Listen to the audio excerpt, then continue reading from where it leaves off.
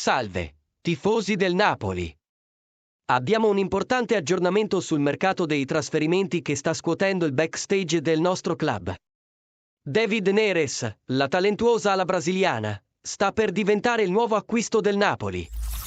Se volete conoscere tutti i dettagli di questo affare, lasciate il vostro like e iscrivetevi al canale per non perdervi nessuna notizia.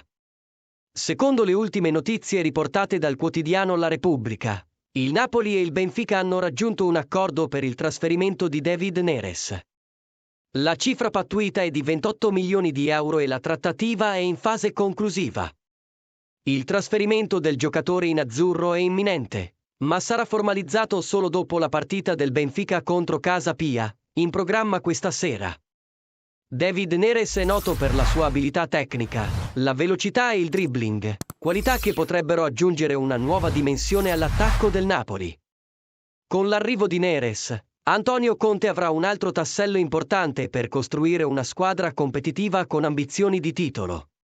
Questo ingaggio è un'ulteriore prova del fatto che il Napoli è concentrato sul rafforzamento della rosa per la stagione 2024-2025.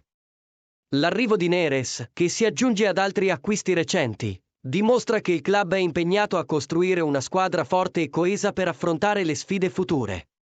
Stiamo per vedere David Neres con la maglia del Napoli. Restate sintonizzati per ulteriori aggiornamenti su questo e altri movimenti nel mercato dei trasferimenti. Allora, tifosi, cosa ne pensate di questo acquisto? Neres è il rinforzo di cui il Napoli aveva bisogno?